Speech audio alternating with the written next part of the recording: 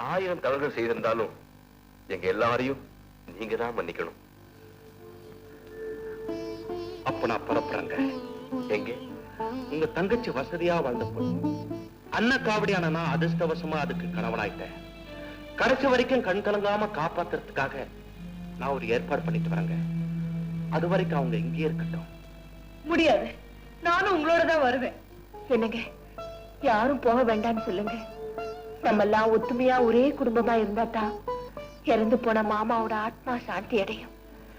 அது மட்டும் இல்ல, வாயு வயிறுமா இருக்கிற பொண்ணு வீட்டை விட்டு வெளியே போனா குடும்பத்துக்கு ஆகாதுன்னு பெரியவங்க சொல்லுவாங்க. அது சொந்த வீட்டுக்கு தான் பொருந்தோம், இந்த வீட்டுக்கு இல்லைன்னு. என்னங்க, நான் ஒண்ணு சொல்லட்டுமா? என்ன? இந்த வீட்டை உங்க தங்கச்சி பேருக்கு எழுதி வச்சுட்டா. அருமையான யோசனை. அதான் இந்த வீட்டு உன் பேருக்கு எழுதி வச்சிடுறேன். அப்புறம் சொந்தமாயிடும் இல்லை. அது தானமோ தர்மமோ இல்லை, என் தங்கச்சிக்கு நான் கொடுக்குற சீதனம். நடந்ததெல்லாம் மறந்துட்டு நாம் எல்லாரும் ஒரே குடும்பமா இருப்போம். தயவு செஞ்சு மறுக்காதீங்க. அப்படின்னா அது என் கணவர் பேர்லயே எழுதுடுங்க. அதான் நீங்க செஞ்ச தியாகத்தை சொத்து சுகத்தையோ பணம் காசையோ வச்சு அளந்துட முடியாது. அதனால அது உங்க பேர்ல தாங்க இருக்கணும். வெரி குட் தங்கச்சி. முதலாளி, இனிமே அப்படிலாம் கூட்ட கூடாது. நீங்க இந்த வீட்டு மாப்பிள்ளை.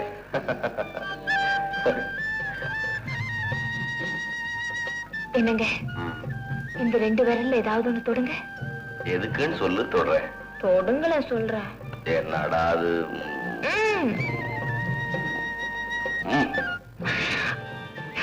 நான் நினைச்ச மாதிரி ஆண் குழந்தைதான்.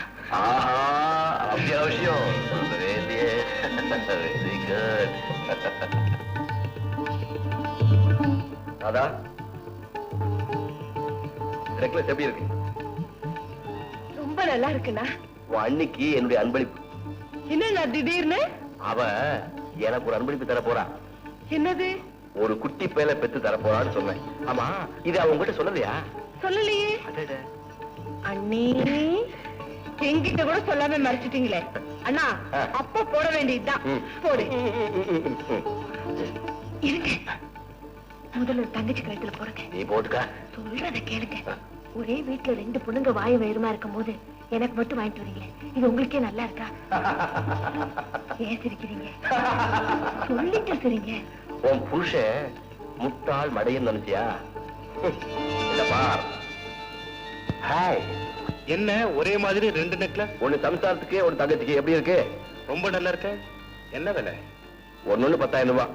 இந்தாங்க, என் தங்கச்சிக்கு போடுங்க. திரும்ப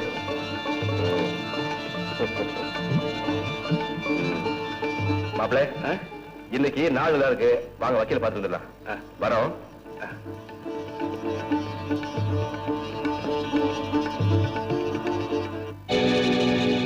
இந்த 300 ரூபாய்க்கா? என்ன 300? சத்தம் போடாதடா, இது பார்க்க. என்னங்க, எனக்கு இது 1 வாரத்துக்கு கூட வராதுங்க. புதுசா வேற ஒருத்தைய சேர்த்திருக்கிறேன். அவ பணம் அரிக்கிறா. பழசையெல்லாம் மறந்துடாதீங்க, கொஞ்சம் சேர்த்து கொடுங்க. டேய் வேலு, இப்பதான்டா ராதாவை பயன்படுத்தி கோட்டைக்குள்ள நுழைஞ்சிருக்க. இனிமே கூடி சீக்கிரம் கொடி கட்டி பறக்கிற காலம் வரத்தா போகுது. அப்ப கேளு, 1000 அள்ளி வீசுறேன். நீங்க என்னைக்கு கொடி கட்டி பறக்கிறது, நான் என்னைக்கு 1000 வாங்குறது?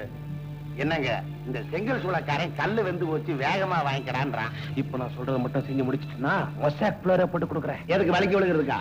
பேச்சு காதை கொடு. காதை தனியா எடுக்க முடியாதுங்க. சொல்றத கேள்டா. இவ்வளவுதானே, முடிச்சிடுறேன். செஞ்சு முடி போ. சரி. யாருக்கு பாலு? ஐயா, நான் கொண்டு போய் கொடுக்குறேன். குடிக்க கொஞ்சம் சுடு தண்ணி கொண்டா. சரிங்க.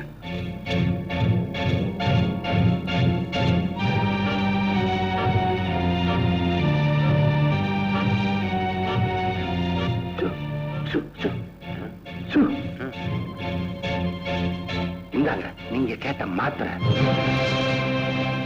இது உள்ள போன உடனேயே உயிர் போயிடும். அந்த அளவுக்கு கடுமையான விஷயம். சரி சரி, யாரா மாத்திர போறாங்க, போயிடு. செலவுக்கு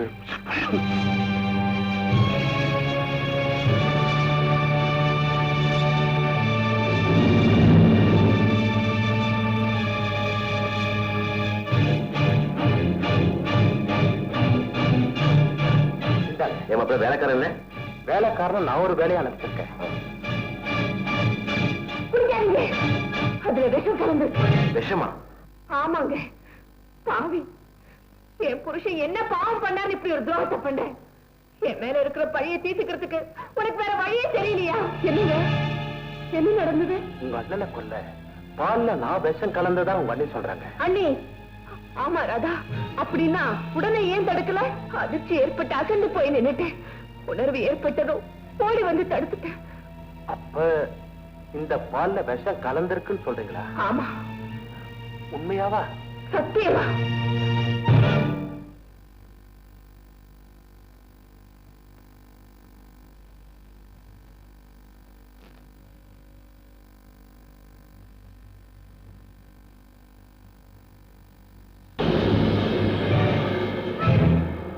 குடிச்ச உடனே உயிர் போயிடும் சொன்னீங்க. 1/2 மணி நேரம் ஆச்சு, நான் ஏன் இன்னும் சாகல? அண்ணி, நாங்க இந்த வீட்டுல இருக்கிறது பிடிக்கலன்னா வெளியே போக சொல்லிருக்கலாம். அப்படி ஒரு பழி போடணும்னா அது என் மேல போட்டிருக்கலாம், என் கணவர் மேல போட்டிருக்க கூடாது. வாங்க. நில்லுமா அலமேலு. சத்தியமா சொல்றேங்க, இதுல ஏதோ சதி நடந்திருக்கு. இல்ல, நீதான் பழைய பகைய மனசுல வச்சுக்கிட்டு மாப்பிள மேல பழி சுமத்திருக்க. இன்னொரு தடவை மாப்பிள, தயவு செஞ்சு எனக்காக அவங்கள மன்னிச்சுங்க. இது வெளியே தெரிஞ்சா எல்லாருக்கும் கேவலம். வாமா. தங்கைக்கு அப்படி ஒரு நல்ல கணவன், எனக்கு இப்படி ஒரு கேவலமான மனைவி. கடவுளே, பால்ல கலந்தது விஷ மாத்திரம் இல்லையா? பழைய விரோதத்தை மனசுல வச்சுக்கிட்டு என் மேல பழி போடத்தான் அப்படி செஞ்சானா? ஏன் குறுக்க நிக்கிற? இனிமே உன் வாழ்க்கையிலையும் குறுக்க நிப்ப. புரியலையா? இந்த வீட்டுக்கு மருமகளா வரத்துக்காக நீ என்ன பழி வாங்கின, அந்த பழிக்கு பழி வாங்கறதுக்காக நான் இந்த வீட்டுக்கு மருமகனா வந்தேன். இப்ப 2 பேரும் ஒரே இடத்துல தான் நிக்கிறோம். இல்ல, 4 படி கீழே தான் நிக்கிறேன். இப்ப நிக்கலாம், இனிமே நிக்க மாட்டேன். அதுக்காகத்தான் திட்டம் போட்டு டானிக் மாத்திரைகளை விஷ மாத்திரன்னு நீ கேட்க முடியா சொன்ன.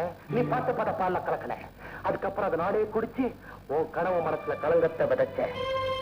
என் திட்டத்துக்கு அதுதான் முதல் படி. கூடிய சீக்கிரம் உன்னை படிப்படியா இறக்கி வாசப்படிக்கு வெளியே நிக்க வைக்கத்தான் போறேன். நான் நினைச்சது சரியா தான் போச்சு.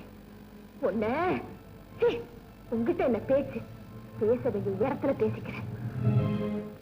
என்னங்க என்னங்க, உங்க தங்கச்சி புருஷன் என்ன புதுசு ஏதாவது பழிபட போறியா? பழி இல்லைங்க, நடந்த உண்மையா தான் சொல்றேன். படிக்கட்டுல ஜாக்கிரதையா வரணுங்க, இல்லைன்னா படிக்க விட்டுடும். என்னங்க 9 மணிக்கு ஆடிட்டரை பார்க்கணும் சொன்னீங்க. அதுக்காகத்தான் புறப்பட்டு இருக்கேன்.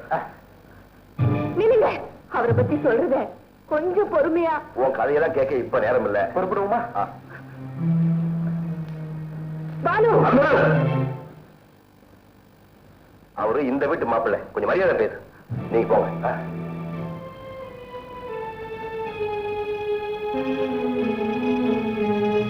கடவுளே, அவர்கிட்ட உண்மையை சொல்ல முடியாம செஞ்சுட்டே.